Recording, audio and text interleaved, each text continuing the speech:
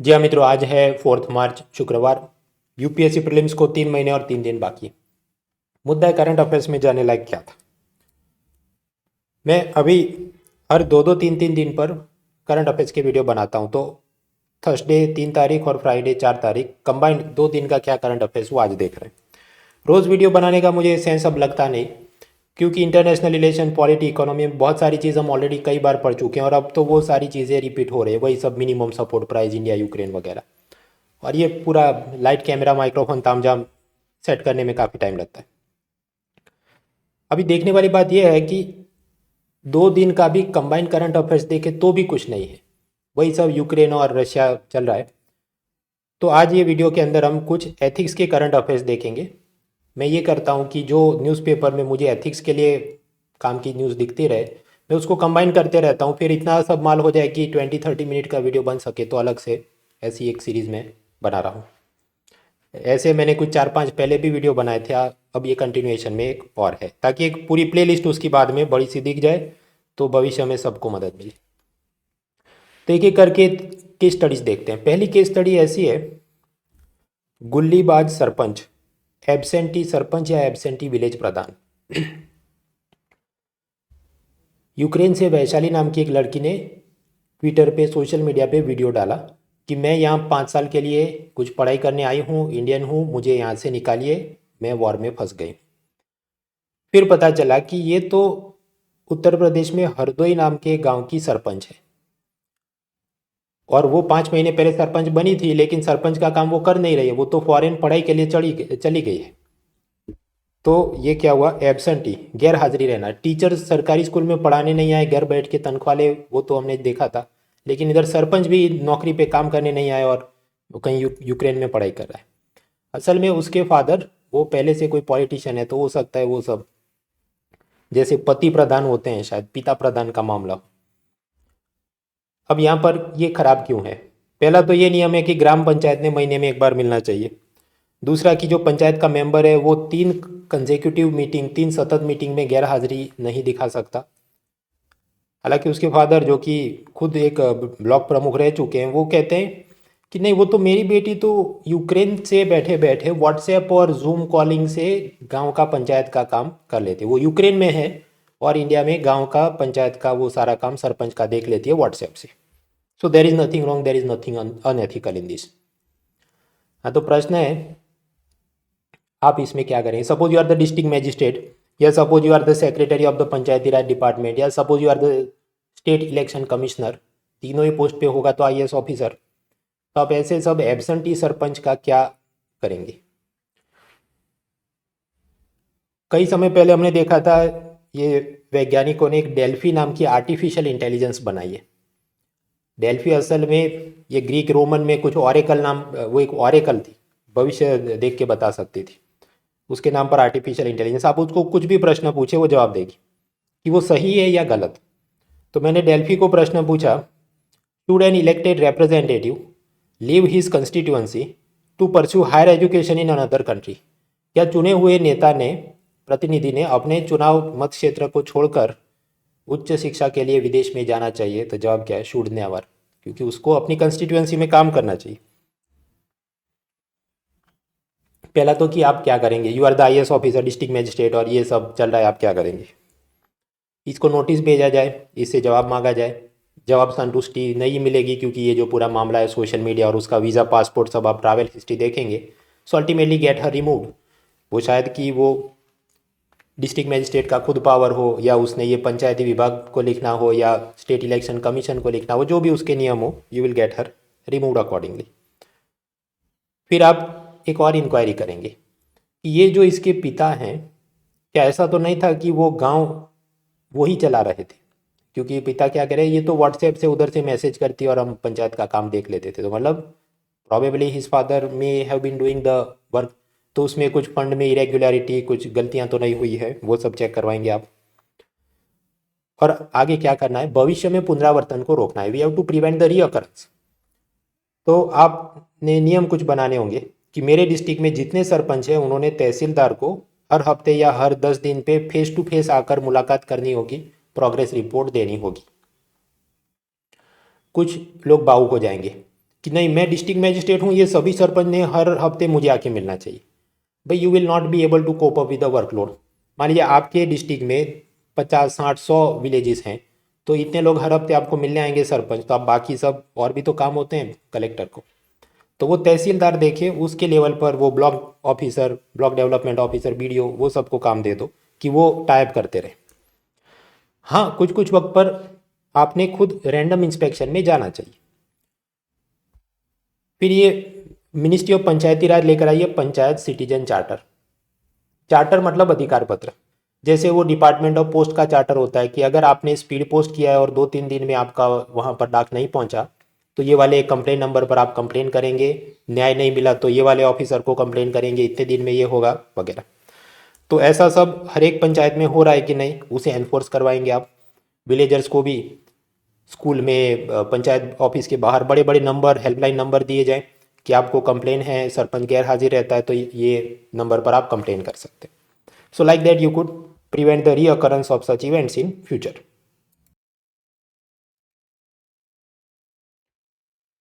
उसके बाद की नेक्स्ट केस स्टडी है, एक स्कीम है नेशनल ओवरसीज स्कॉलरशिप। इस पे वीकर सेक्शन, गरीब वर्ग, कमज़ोर वर्ग के जो विद्यार्थी हैं उनको विदेश में पढ़ाई करने को जानी हो फॉर हायर एजुकेशन, ये college, university, post graduation, PhD, तो सरकार, शायद मिनिस्ट्री ऑफ सोशल जस्टिस, समाज कल्याण, सामाजिक न्याय अधिकारिता विभाग, मंत्रालय, उसके द्वारा स्कॉलरशिप दी जाती। इसमें नई चीज़ क्या आई, सरकार ने ऐसा नियम बनाया कि आप इंडियन हिस्ट्री की पढ़ाई के लिए फॉरेन कॉलेज जा रहे हैं तो सरकार आपको स्कॉलरशिप नहीं देगी। अगर आप दूसरा कोई टेक्निकल कोर्स करने जा रहे हैं, जैसे ये मेडिकल, इंजीनियरिंग, फार्मेसी, बायोटेक वगैरह, तो आपको स्कॉलरशिप मिलेगी। बट फॉरेन कॉलेज में हिस्ट्री पढ़ने गए तो सरकार स्कॉलरशिप नहीं देगी। इस पर मिनिस्टर का ये जस्टिफिकेशन है कि विदेशी कॉलेज में भारत के इतिहास को विकृत स्वरूप से पढ़ाया जाता है। They are distorting the Indian history and they are putting their own views on that कि मुगलों ने ये किया, मराठा ने ये किया वगैरह, जो असल में वास्तविकता से अलग है। और अगर किसी को हिस्ट्री पढ़नी है इंडियन व्यक्ति को, तो इंडिया में सफिशेंट कॉलेज है, उधर पढ़े। उसको फॉरेन जाना है तो अपने पैसों से बैंक से लोन लेके जाए, गवर्नमेंट उसको स्कॉलरशिप नहीं दे सकती इंडियन हिस्ट्री फॉरेन कॉलेज में पढ़ने के लिए। ऐसा मिनिस्टर ने सब देकर ये गवर्नमेंट स्कीम में मॉडिफिकेशन किया है, फाइल में साइन हो चुके हैं और ये चल रहा है। अब suppose there is some student कि वो ये कहे कि मैं बहुत गरीब हूँ और मुझे विदेशी कॉलेज में भारत का इतिहास और संस्कृति पढ़नी है, तो मुझे उसके लिए स्कॉलरशिप दीजिए ये वाली स्कीम में। और प्रश्न ये है कि आप आईएएस ऑफिसर हैं, either in this education department और सोशल जस्टिस डिपार्टमेंट, तो ये जो शिकायत या अर्जी आई है उसका मैं क्या करूँ, how will you address this complain. Minister ने तो लिख दिया कि नहीं देना चाहिए ऐसी सब सब्जेक्ट पे स्कॉलरशिप फॉरेन जाने के लिए, स्टूडेंट इज डिमांडिंग कि मैं गरीब हूँ और मुझे दीजिए, so what will you do. पहले तो आप क्या करेंगे, गवर्नमेंट स्कीम है, इसके ये नियम है, वो बताएंगे स्टूडेंट को। मतलब इसका तो लेटर ड्राफ्ट करना है, आईएएस ने खुद भी नहीं करना, वो तो अपने सेक्रेटरी को बोल देगा, पर्सनल असिस्टेंट को, टाइपिस्ट को, कि तुम लिख दो। हाँ, तो पहला कि गवर्नमेंट स्कीम के उसको रूल बताए जाएँ कि if you are from this schedule caste and other weaker section और आपकी फैमिली इनकम इतने से ज़्यादा नहीं है, तो फॉरेन पोस्ट ग्रेजुएशन पीएचडी का पैसा मिलता है, ये वाली कोर्सेज के लिए अवेलेबल है, ये वाले कोर्स के लिए अवेलेबल नहीं है। फिर क्या उसको देना चाहिए कि नहीं, तो जवाब है नहीं देना चाहिए।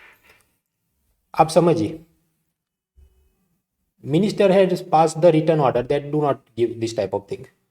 और आप देखिए कॉन्स्टिट्यूशन, अपने संविधान में कुछ ऐसा लिखा है कि free and compulsory foreign education देना है, ऐसा तो नहीं लिखा है। क्या लिखा है, free and compulsory education for the primary school children. विदेश जाने के लिए उसको मुफ्त पढ़ाई करना सरकार की जवाबदारी नहीं है।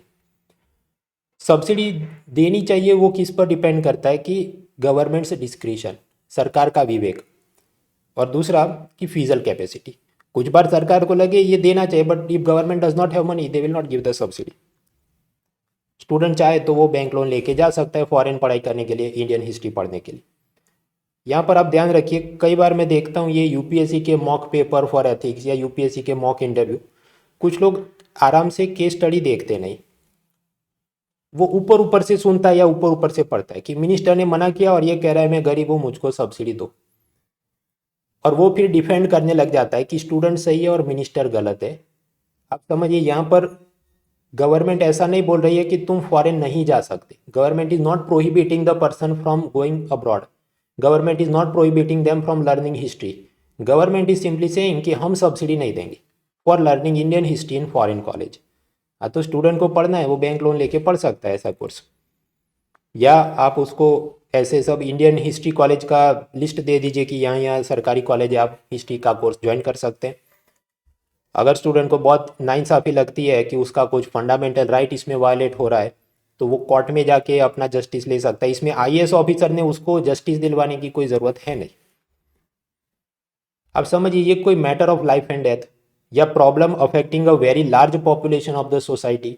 ऐसा नहीं है कि जहाँ पर आईएएस ने झंडा लेके इसके पीछे लग जाना चाहिए कि मैं मिनिस्टर को कन्विंस करूँगा कि ये वाले स्कीम में ये मॉडिफिकेशन किया जाए। It is not required. फिर भी कुछ बाबूश होने होंगे कि नहीं, ये जो लड़की को विदेश में फ्री में पढ़ने जाना है इंडियन हिस्ट्री के बारे में, तो आईएएस ने मदद करवानी चाहिए और मंत्री जी से लोहा लेना चाहिए। और कुछ ऐसा जवाब लिखेंगे भी सब कि I will try to convince the minister, I may threaten to resign. IAS officer की मैं इस्तीफ़ा दे दूंगा आप अगर ये चेंज नहीं करेंगे तो, या मिनिस्टर को मैं थ्रेटन करूं कि आपका जो दूसरा सब करप्शन और स्कैम चल रहा है उसको मैं एक्सपोज कर दूंगा। Is this even required? अगर आप ऐसा करें भी और मान लीजिए मिनिस्टर डर जाए और वो कहे कि ठीक है मैं ये सारी स्कीम को रिफॉर्म कर दूंगा एज पर योर विशेज़, लेकिन फिर क्या होगा? वो बदला लेगा। After some time it may occur कि आप आईएएस हैं और आपको पता चले कि बहुत सारा फाइल लोड हो गया है, आरटीआई में बहुत सारी एप्लीकेशन आ रही हैं और मेरे पास स्टाफ नहीं है, तो मंत्री जी एक्स्ट्रा स्टाफ रिक्रूट करने के लिए फाइल पे परमिशन दीजिए। Please approve recruitment of more staff to help me handle my workload because so many application and files are coming.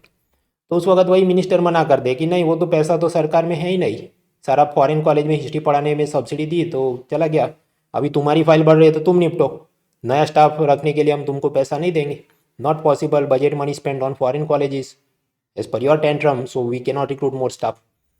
यानी कि एक ऑफिसर को पता होना चाहिए कि वो कौन से मैटर में हारेगा या जीतेगा, तो लॉन्ग टर्म में उसका फॉल आउट क्या होगा। कई बार आप जीत सकते हैं, लेकिन वो जीतने के बाद जो लॉन्ग टर्म के फॉल आउट आते हैं वो उससे बेहतर है कि छोड़ दो उस मामले को। आगे का मुद्दा ये ऐसा है कि immoral is not always criminal. जो अनैतिक है वो हमेशा गैर कानूनी नहीं है। फॉर एग्जाम्पल, एडल्ट्री यानी विवाहेतर संबंध, पति पत्नी का किसी बाहरी व्यक्ति के साथ जो अफेयर होता है। एक ज़माने में इंडियन पिनल कोड, भारतीय दंड संहिता में ये सब क्रिमिनल मैटर था, फिर सुप्रीम कोर्ट ने इसको डीक्रिमिनलाइज कर दिया।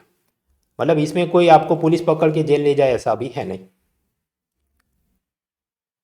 हुआ ये कि गुजरात पुलिस में एक कांस्टेबल था जिसका एक्स्ट्रा मैरिटल अफेयर था, तो गुजरात पुलिस ने उसे नौकरी से निकाल दिया कि तुम्हारे जैसे लोग नौकरी में होंगे तो पुलिस के बारे में लोगों का जो ट्रस्ट होता है, जो इमेज होती है वो ख़राब होती है, इसलिए तुम दब्बा हो खाकी के नाम पे।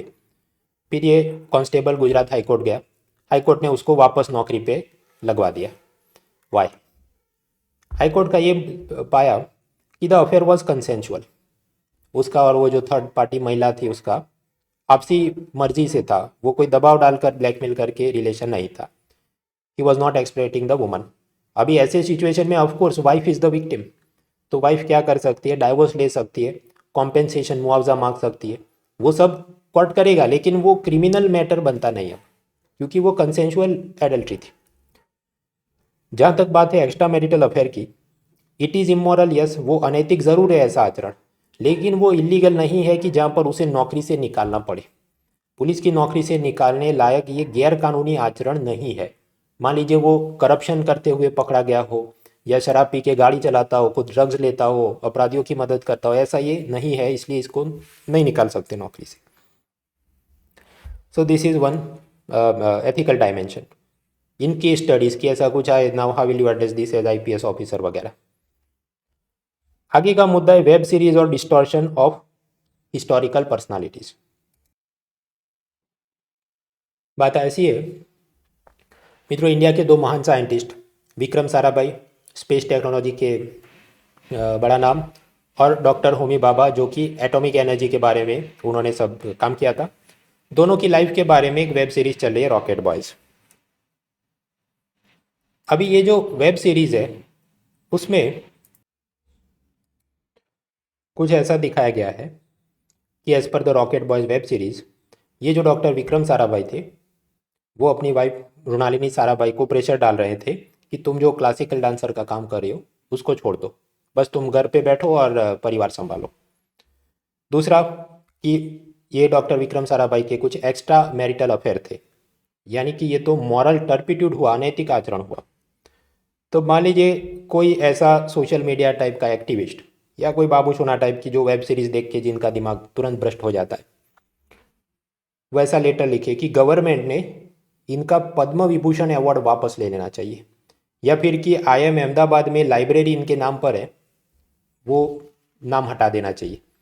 ये जो भी वोकिज़म चलता है सोशल मीडिया के ज़माने में। तो now the question is, suppose you are the home secretary जो IAS ऑफिसर होता है और पद्म विभूषण और ये सब अवार्ड का काम होम मिनिस्ट्री के हाथ में आता है। So how will you address this thing? ये जो लेटर आया उसको आप क्या करेंगे? तो पहली बात, वेब सीरीज़ में काल्पनिक घटनाओं को सत्य के साथ जोड़ के ड्रामेटाइज किया जाता है just to keep the attention of the audience. तो सब कुछ सत्य हो वो ज़रूरी नहीं है। ऐसा कोई हिस्टोरिकल रिकॉर्ड, कोई पुलिस केस उसकी वाइफ ने किया हो या उसकी अलेजेड मिस्ट्रेस ने किया हो, कथित प्रेमिका ने, ऐसा कोई रिकॉर्ड है नहीं। जो इनको पद्म अवार्ड दिया गया वो उनके प्रोफेशनल अकम्पलिशमेंट के लिए दिया गया है। असल ज़िंदगी में क्या वो व्यक्ति अच्छा फादर, अच्छा हस्बैंड या अच्छा बेटा था कि नहीं, वो सब उसमें नहीं देखा जाता। वरना हम ये सब पैरामीटर्स पे व्यक्तियों का मूल्यांकन शुरू करेंगे तो भारत देश के कुछ फ्रीडम फाइटर्स से लेके भारत देश के कुछ स्पोर्ट्समैन, वो सभी कुछ ना कुछ कंट्रोवर्सी में आएंगे कि इसका ये था वो था। It is not the job of home ministry to take action. Professional accomplishment का अवार्ड देना था, दे दिया, खेल खत्म। अभी unproven charges and gossip and page 3 type of information पे वो सब चीज़ वापस नहीं ले सकते। अभी कुछ ज़्यादा भावुक हो जाएंगे कि मैं होम सेक्रेटरी हूँ, IAS हूँ, तो मैं इसकी इंक्वायरी कमेटी बिठाऊंगा। भाई जिसमें जितने कैरेक्टर हैं वो तो मर चुके हैं, कोई जिंदा है नहीं अपने चरित्र को डिफेंड करने के लिए या सामने वाले को आरोप लगाने के लिए। क्या ये कोई मैटर ऑफ नेशनल सिक्योरिटी है? क्या ये कोई matter of issue affecting public at large, जन सामान्य को इससे बहुत असर होता है? नहीं। कुछ ये कहेंगे as IAS I will forward this demand to home minister कि विक्रम साराभाई का पद्मश्री वापस लिया जाए। ऐसा मैं जो ये सब एक्टिविस्ट ने लेटर मुझे लिखा है वो मैं आगे होम मिनिस्टर को फॉरवर्ड कर दूंगा। भाई आप IAS के रूप में ऐसा करेंगे, you will only अनॉय the minister. Minister नाराज हो जाएंगे, भाई मेरे को और भी काम है, उत्तर प्रदेश में चुनाव चल रहे हैं, यूक्रेन की क्राइसिस है। अब यूपी इलेक्शन मतलब ऐसा नहीं बीजेपी को जीतना है, उस टाइप की पॉलिटिकल कैंपेनिंग की यहाँ पर हम नहीं सोच रहे हैं। हम ये सोच रहे हैं होम मिनिस्टर को यूपी इलेक्शन में क्या जिम्मेदारी होती है कि ऊपर से ये CRPF वगैरह की बटालियंस भेजनी है, वहाँ पर कोई चुनावी हिंसा नहीं हो, वो सब देखना है, वो टेंशन हो उसे। So is this some important matter? कुछ मैटर्स होती हैं जो उसको भेजनी चाहिए। सपोज आप IAS ऑफिसर हैं और कोई गवर्नमेंट स्कीम है कि जहाँ पर डिसीजन ये लेना है कि ये गरीब लड़कियों को जो बाइसिकल देना है उसका कलर ऑरेंज रखना है, रेड रखना है या पर्पल रखना है या क्या रखना है। आपको तो उसमें मिनिस्टर को दिलचस्पी हो सकती है कि उसकी पार्टी का क्या कलर है और वो वाला कलर का ऑरेंज कलर का साइकिल होना चाहिए कि नहीं। So that type of thing you have to seek his opinion. हर बार उसको सब फॉरवर्ड आप करेंगे तो ऑफिसर का एक काम ये भी है कि वो अपने सुपीरियर का वर्कलोड कम करे ना कि बढ़ाए। तो मतलब ये केस में क्या करना है, कुछ करना ही नहीं, ये केस ऐसे ही भर्ती को फेंक देना है, तो लिखते रहते हैं रोज का। आगे और भी बहुत सारे केस स्टडी हैं, लेकिन उससे पहले हर रविवार सुबह ये अनअकैडमी UPSC कॉम्बैट अलग अलग 56 क्वेश्चन होते हैं, जीतने पर आपको ये iPad और टैबलेट वगैरह जो भी नाम हो। So that is going on. सोमवार शाम को मेरी मृणाल्स मंडे करंट अफेयर्स की टेस्ट सीरीज़ होती है। हालांकि उसमें भी MCQ सेट करने में अभी चुनौतियाँ आ रही है क्योंकि करंट अफेयर्स में कुछ नया है ही नहीं, तो और कितना ज़बरदस्ती के करंट अफेयर्स में बनाओ। तो इस मंडे जो होने वाला है वो ऐसा है कि वो पिछले साल शायद फरवरी या मार्च महीने में जो करंट अफेयर्स थे उसका मैंने बना के डाला है। तो जो जिन्होंने पूरे साल का रिवीजन किया वो आप उसे दे सकते हैं। बाकी इकोनॉमी, उसमें प्रीलिम्स और मेंस फॉर UPSC, उसके लिए मेरी फुल लेंथ कोर्स बैच शुरू हो चुकी है लास्ट वीक से। वीकली लाइव क्लास होते हैं गुरु शुक्र शनि रवि सोम। Hand out, power point, weekly quiz वगैरह उसका कंटिन्यूस चल रहा है। तो इफ़ यू आर इंटरेस्टेड, अभी भी देर नहीं हुई है, लास्ट वीक से ही कोर्स शुरू हुआ है।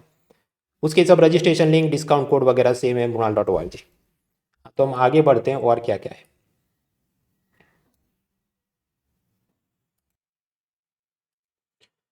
हाँ तो केस स्टडीज़, एक तो हमने देखा ये यूक्रेन वाला एब्सेंटी सरपंच, फिर हमने देखा ये स्कॉलरशिप वाली चीज़ कि जहाँ पर इनको चाहिए था। इसमें भी मैंने डेल्फी को पूछा, should Indian government give scholarship to students going to foreign university to learn distorted version of Indian history. तो जवाब इट इज़ रॉन्ग। हालांकि डेल्फी को चेंज करके आप ऐसा पूछे कि should Indian government give scholarship to students for going to foreign university, तो वो कहेगा yes it should be done. लेकिन आप पीछे ऐसा ऐड कर दें कि to learn distorted version of Indian history, तो फिर वो बोलेगा कि इट इज़ रॉन्ग। फिर ये आईपीएस ये जो कांस्टेबल और एक्स्ट्रा मैरिटल अफेयर हमने देखा। आगे हम ये विक्रम साराभाई वाली वेब सीरीज़ की बात कर रहे थे। हाँ तो एथिक्स, वैल्यू एजुकेशन या हिस्ट्री का एजुकेशन या impact on juveniles about this web series. जब भी कोई बायोग्राफिकल वेब सीरीज़ बनाई जाती है, कुछ ना कुछ घटनाओं को ड्रामेटाइज किया जाता है। अब ऐसी चीज़ों को देख के वहाँ पर सामान्य रूप से वन साइडेड नरेशन होता है कि अगर आप स्कैम 1992 देखें, ये हर्षद मेहता वाला, तो उसमें तो देख के कि वो तो बहुत बड़ा हीरो था, but in reality is not a hero. उसने वो सब माधवपुरा कोऑपरेटिव बैंक में 40,000 लोगों के पैसों को चूना लगाया है, उसको अभी तक इंसाफ मिलना बाकी। खैर ये जो नई वेब सीरीज़ आई है रॉकेट बॉयज़, उसमें क्या क्या कंट्रोवर्सीज हैं। अब उसमें एक दलित वैज्ञानिक थे जिनका नाम था मेघनाथ साहा, वेस्ट बंगाल से बिलोंग करते थे, और उन्होंने भी ये फिजिक्स और न्यूक्लियर एक्सपेरिमेंट में काफ़ी इंपॉर्टेंट रोल अदा किया था। लेकिन ये वेब सीरीज़ में उसको नहीं दिखाया, और उसके किरदार से इंस्पायर्ड एक कलकत्ता का साइंटिस्ट दिखाया जिसका नाम है मेहदी रज़ा, मतलब मुस्लिम। और ये दिखाया गया है कि वो खलनायक था, ही वॉज द विलन, कि जिसको होमी भाभा के कैरियर को तबाह करना था कि मैं उससे बड़ा न्यूक्लियर साइंटिस्ट हूँ। और वो मुस्लिम लीग से भी चंदे में पैसा लेता था, और होमी भाभा की हत्या करवाने के लिए CIA एजेंट से भी वो टाइप करने की कोशिश करता है। ऐसा कहा जाता है कि होमी भाभा, आप जानते होंगे कि एरोप्लेन दुर्घटना में उनका देहांत हुआ। कुछ लोगों का ये कहना है कि CIA ने जानबूझ के उनको मरवाया था ताकि इंडिया के न्यूक्लियर वेपन बनाए नहीं जा सके। तो वेब सीरीज़ में ऐसा दिखा है कि ये जो मेहदी रज़ा था, जो कि असल में मेघनाथ साहा नाम का साइंटिस्ट से इंस्पायर उसका कैरेक्टर है, he was trying to play some role in that which is totally wrong. तो संपूर्ण विपरीत है ये सत्य घटनाओं से। फिर ये हमने देखा कि ये विक्रम साराभाई वो अपनी शास्त्रीय नृत्यांगना पत्नी मृणालिनी साराभाई पे दबाव डाल रहे हैं कि तुम अपना कैरियर छोड़ के घर परिवार संभालो। ये भी सत्य घटनाओं से विपरीत है, क्योंकि शादी के बाद भी उसकी वाइफ ने तो देश विदेश में क्लासिकल डांस के बहुत कार्यक्रम किए, और उसके जो बच्चे थे उसकी तो परवरिश होती रही। उसके जो बच्चे हैं वो अभी भी जीवित है, उन्होंने तो कभी ये नहीं कहा कि हमारे फादर ने हमारी मदर को रोका था। तो ये सब गलत दिखाया जा रहा है। फिर ये जो एरोप्लेन क्रैश में होमी भाभा का देहांत होता है, उसके बाद इंडिया का जो एटॉमिक एनर्जी कमीशन है, परमाणु आयोग, उसका चेयरमैन बनाया जाता है विक्रम साराभाई को। So first chairman was doctor Homi Bhabha, second chairman was doctor Vikram Sarabhai. और फिर विक्रम साराभाई ने वहाँ पर ये सब न्यूक्लियर डेवलपमेंट में काफ़ी योगदान दिया। इसके अलावा IIM अहमदाबाद में भी उसने एस्टैब्लिशमेंट करवाया उस का। लेकिन वो सब चीज़ों को नहीं दिखाया गया, ऐसे कि जैसे विक्रम साराभाई वो अमीर बाप के बेटे थे, इसलिए सब बैठे बिठाए मिल गया। और होमी भाभा वैसे वो भी अमीर पारसी परिवार से थे, गरीब कोई नहीं था इसमें, लेकिन मतलब वो ज़्यादा महान थे ऐसा दिखाने की कोशिश है। तो ये सब इसमें क्या है, देखिए एक कहावत है, जस्ट अ मिनट।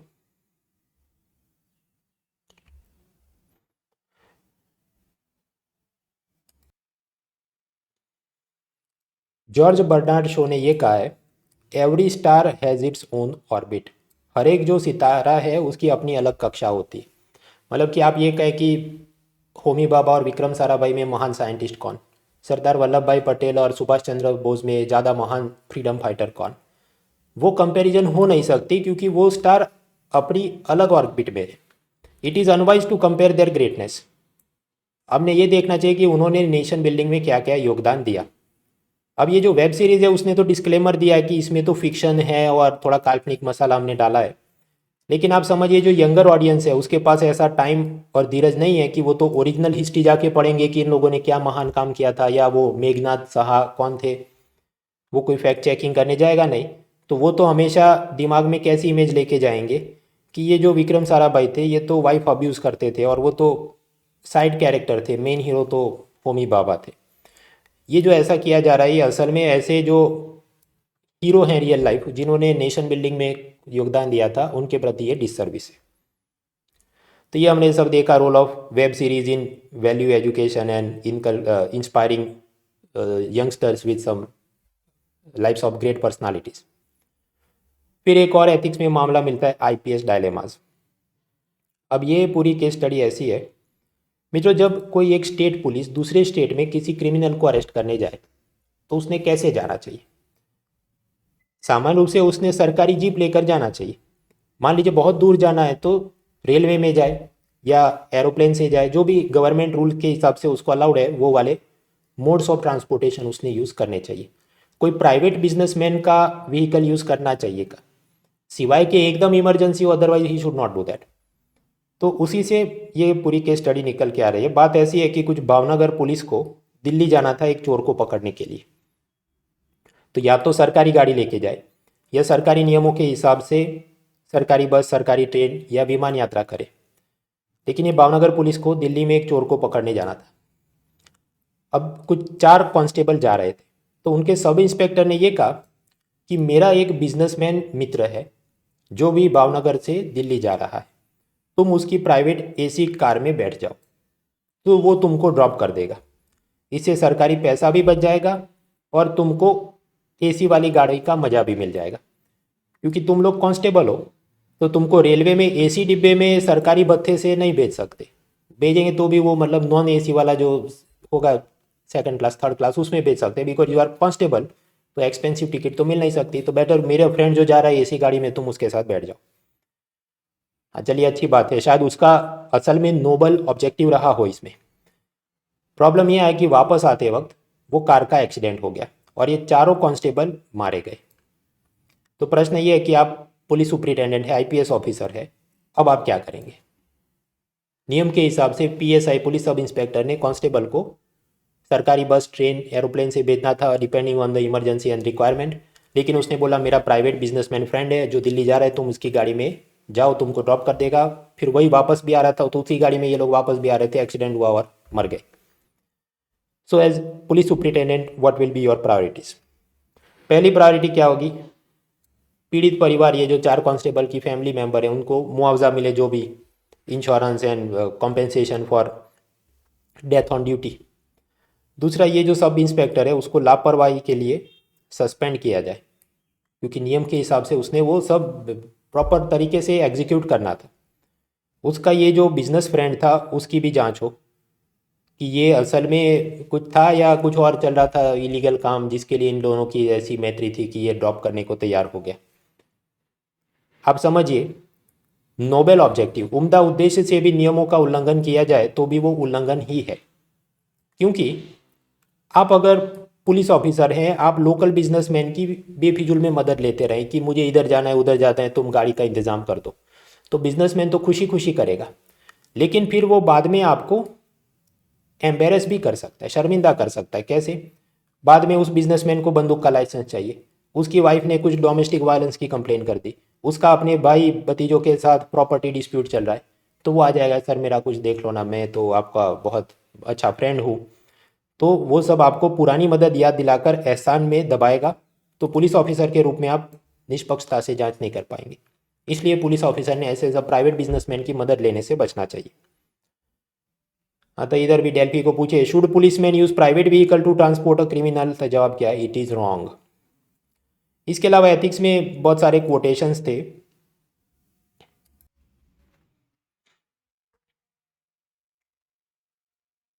ये इंडियन एक्सप्रेस में कॉलम्स के ऊपर वो कुछ सुवाक्य देते रहते हैं, कुछ कुछ बार काम के होते हैं तो जान लेते हैं।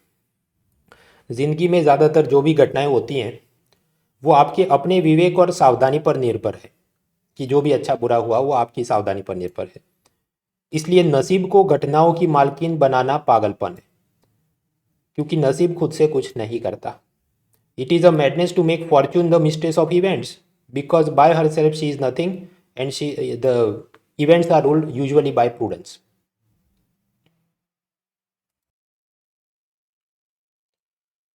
फिर ऐसे और भी ढेर सारे कोटेशन थे, वो डिपेंड करता है क्या पूछा है और आपको क्या जस्टिफाई करना है। ये लालू यादव को भी चारा घोटाले में जो सजा हुई उसके बाद बहुत सारे अलग अलग कोटेशन करप्शन और ट्रांसपेरेंसी के बारे में आए, वो सब इधर पढ़ लेना। ये सब आपको मिल जाएगा मेरे टेलीग्राम चैनल मोनालो आरजी पे। फिर एक बात है एथिक्स में corporate governance.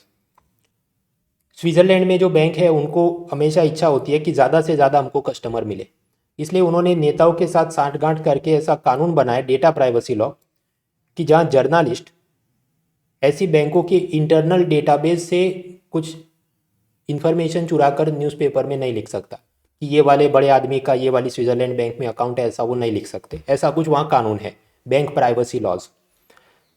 As a result आप जानते हैं कि ये सब जितने भी बड़े लोग हैं जिनको अपना 2 नंबर का पैसा छुपाना हो स्विट्ज़रलैंड में छुपाते हैं।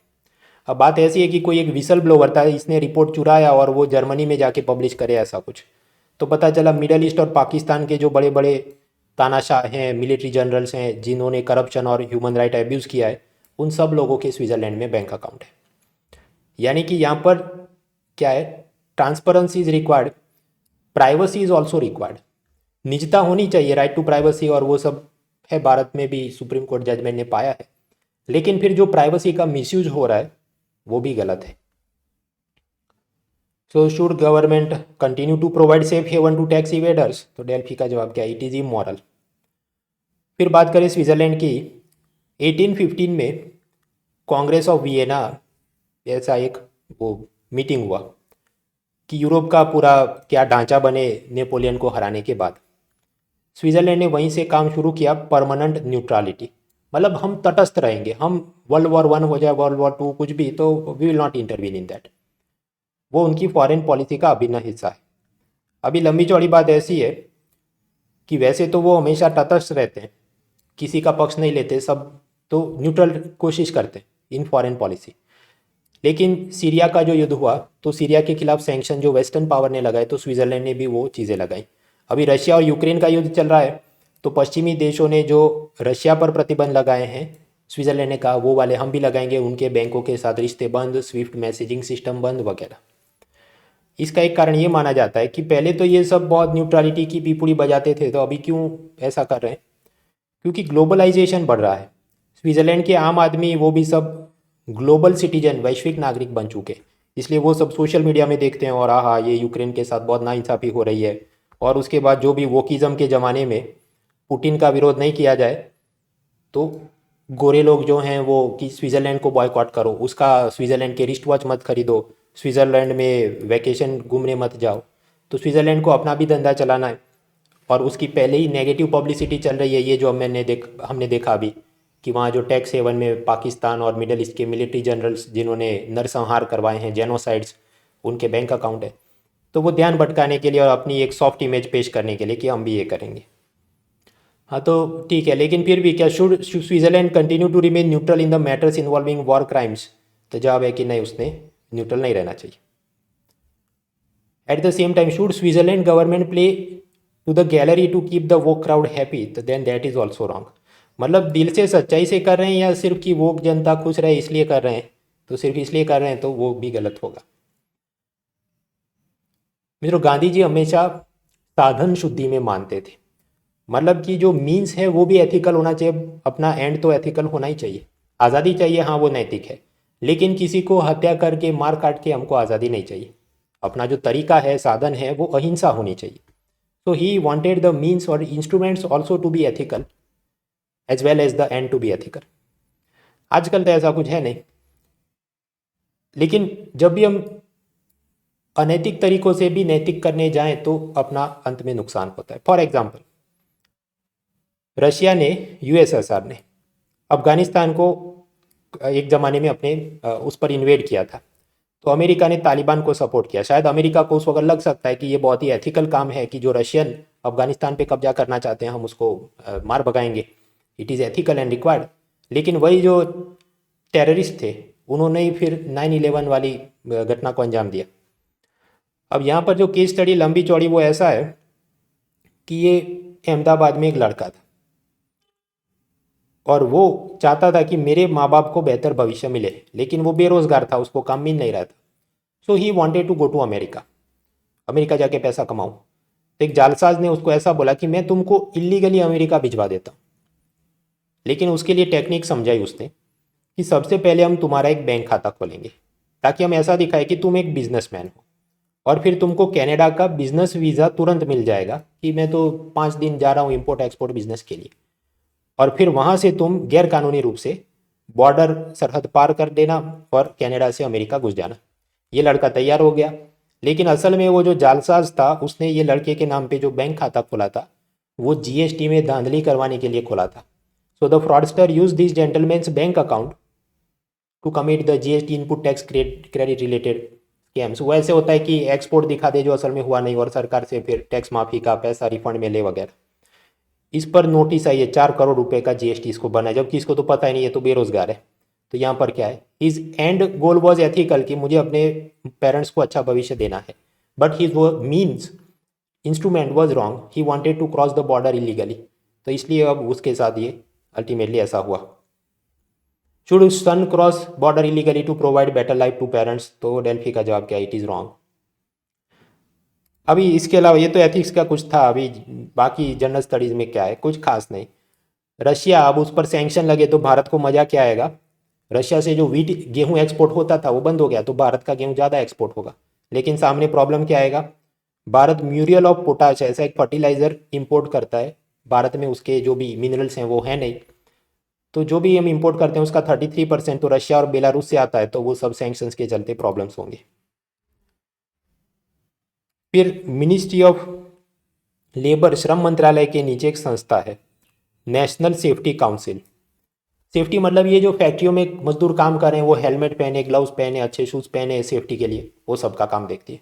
इसलिए उसका जन्मदिन 4 मार्च उसे नेशनल सेफ्टी डे के रूप में मनाया जाता है। But personally I don't find this is very important for our exam. फिर मॉनेटरी पॉलिसी कमेटी, और उसमें एक मेंबर हैं प्रोफेसर जयंत सिन्हा या ऐसा कुछ, तो उसने सब क्रिटिसाइज़ किया कि ये जो आरबीआई है वो इन्फ्लेशन फाइटिंग बराबर कर नहीं रही है, हमको इन्फ्लेशन से लड़ने के लिए रेपो रेट बढ़ाने की ज़रूरत है। अब वो तो पहले भी ऐसा कई बार बोल चुके हैं, लेकिन वोटिंग जो होता है तो 6 मेंबर्स हैं, उसमें ये हमेशा अगेंस्ट में वोट करते हैं कि हमको रेपो बढ़ाना है, बाकी 5 मेंबर बोलते हैं नहीं रेपो को कम रखना है, इसलिए इनकी बात वो जीत नहीं पाते। तो इसमें नया कुछ है नहीं। यूक्रेन में जो तबाही मची है तो आईपीओ पर क्या असर होगा, भाई शेयर बाजार गिर जाएगा और अच्छा परफॉर्म नहीं कर पाएगा। रेलवे ने ये कहा है कि रेलवे स्टेशन के नीचे कोई कंपनी का ब्रांड लोगो लिखना हो कि ये दिल्ली मेट्रो रेल और नीचे लिखा हो कोका कोला, तो वो सब अलाउ करेंगे और इसके लिए प्राइस चार्ज करेंगे। लेकिन ये कोई मुझे इतना जोरदार मुद्दा लगा नहीं। Monetization of railway asset and earning profit from it, उसके और भी बहुत मुद्दे हैं, ये कोई ऐसी बड़ी चीज़ नहीं है कि अलग से इसका एमसीक्यू बने या मेंस में ये सब ना बताए। फिर कॉलम्स ढेर सारे थे, ज़्यादातर तो वो यूक्रेन रेफ्यूजी के बारे में, फिर कि एलपीजी सिलेंडर महंगा हो रहा है, ईडब्ल्यूएस कैटेगरी में जो नियम है कि मान लीजिए एनुअल इनकम 8 लाख रुपीज़, तो उस हिसाब से तो 90% जनरल कैटेगरी के जो लोग हैं वो सभी ईडब्ल्यूएस कोटे में आ जाते हैं। मतलब जो असल में गरीब है उसको लाभ मिलने की जगह जो मिडिल क्लास के लोग हैं उनको वो लाभ मिल जाएगा वगैरह बातें। तो वो तो सुप्रीम कोर्ट ने जजमेंट दिया था और उसके बाद गवर्नमेंट ने क्या किया, कमिटी बिठाकर वापस यही डेफिनेशन रखी है, तो वो हमको मानना है। फिर कुछ कॉलम चले कि रशिया ने अटैक किया तो रशियन शराब जिसका नाम है वोडका उसे बॉयकॉट किया जा रहा है, जो गलत है, क्योंकि ऐसी कंपनियां जो रशिया की नहीं है बाहर हैं और वो भी बनाती है, तो उनका बिजनेस तबाह हो रहा है। फिर राजस्थान सरकार ने हमने देखा कि वो ओल्ड पेंशन स्कीम या डिफाइंड पेंशन बेनिफिट स्कीम लाएंगे कि जहाँ पर गवर्नमेंट एम्प्लॉई वो रिटायर होने से पहले उसकी लास्ट सैलरी क्या थे उसका 50% उसको पेंशन हर महीने मिलता रहे, तो इसका विरोध हो रहा है। क्रिटिक्स का ये कहना है कि राज्य सरकार की 56% आमदनी सिर्फ 6% फैमिली जो सरकारी नौकरी में है उनकी मदद 6% राजस्थान की परिवार की जो सरकारी नौकरी में है उसको पेंशन देने के लिए राजस्थान के बजट का 56% पैसा इसी में चला जाएगा, तो ये कोई अच्छा काम नहीं है। एनपीएस सिस्टम इज़ बेटर कि वहाँ उसके पॉकेट से पैसा जाए और शेयर बाजार में इन्वेस्ट हो और उसको पेंशन मिले। कोरोना के चलते एजुकेशन में क्या दिक्कत है वो हम पहले भी कई बार पढ़ चुके हैं। फिर ये आंध्र प्रदेश में अमरावती नाम की कैपिटल बननी थी। फिर ये जगन मोहन रेड्डी सरकार आई, उसने कहा कि नहीं वो जगह नहीं, हमको 3 अलग अलग जगह पर बनाना है capital. Amravati legislative capital, Visakhapatnam executive capital, Kurnool judicial capital. लेकिन अभी आंध्र हाईकोर्ट ने ये कहा है कि नहीं ऐसा सब नहीं करना है, जो ओरिजिनल प्लान था अमरावती में कैपिटल बनाने का वो ख़त्म करो। फिर ये H1B वीज़ा का हमेशा रोना धोना चलते रहता है। H1B वीज़ा क्या है? जैसे इंडिया चाइना के लोग जिन्होंने ये कंप्यूटर इंजीनियरिंग वो सब आता है, ऐसे लोगों को अमेरिका नौकरी के लिए वो वीज़ा दिया जाए। लेकिन अमेरिका के लोग हमेशा ये कहते हैं कि हमें नौकरी नहीं मिल रही है। तो इसमें सब नियम बनाए जा रहे हैं कि ऐसे स्टूडेंट जिन्होंने अमेरिका की यूनिवर्सिटी में पढ़ाई की है उसको पहले नौकरी मिले, वो नहीं मिल रही तो फिर ऐसे लोगों को बुलाया जाए वगैरह। तो वो कुछ मुझे ऐसा काम का नहीं लगता, रोज़ का चलता है। लांसेट जो कि मेडिकल रिसर्च पेपर लिखता है ऐसी ऑर्गेनाइजेशन, उसका ये कहना है कि कोरोना के चलते भारत में 19 लाख बच्चे अनाथ हुए। लेकिन भारत सरकार का कहना है 1.5 लाख ही अनाथ हुए हैं, 19 लाख अनाथ नहीं हुए। एक्सप्लेन सीरीज में कुछ खास मज़ा नहीं था, वो यही सब रशिया यूक्रेन और डीआईजी का डेप्यूटेशन सेंट्रल गवर्नमेंट में, वो बेसिक नियम हम पहले ही पढ़ चुके थे, अब उसको वापस देखने का फ़ायदा नहीं। जो इंडियन यूक्रेन में फंसे हैं उन्होंने क्या करना चाहिए वो भी कुछ, अब समझिए अपनी मेंस एग्ज़ाम आएगी सितंबर महीने में, तब तक ये मुद्दा बासी हो जाएगा। If you are located there और आपको मदद चाहिए तो वो पढ़िए, बाकी कॉम्पिटिटिव एग्जाम हमें तो 1-2 लाइन में पता होना चाहिए ऑपरेशन गंगा क्या है, यूक्रेन से अपने इंडियंस को वापस लाने की मुहिम है।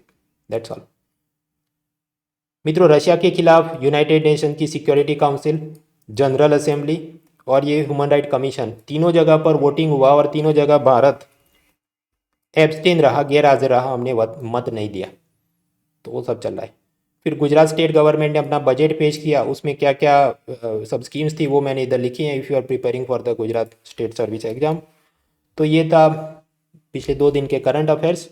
अभी हम लोग सीधा मिलेंगे मंडे को, क्योंकि अभी आएगा सैटरडे, उसके बाद संडे खास न्यूज़ होता नहीं, तो सीधा मंडे 3 दिन का करंट अफेयर्स एक साथ देखेंगे। तो सी यू अकॉर्डिंगली।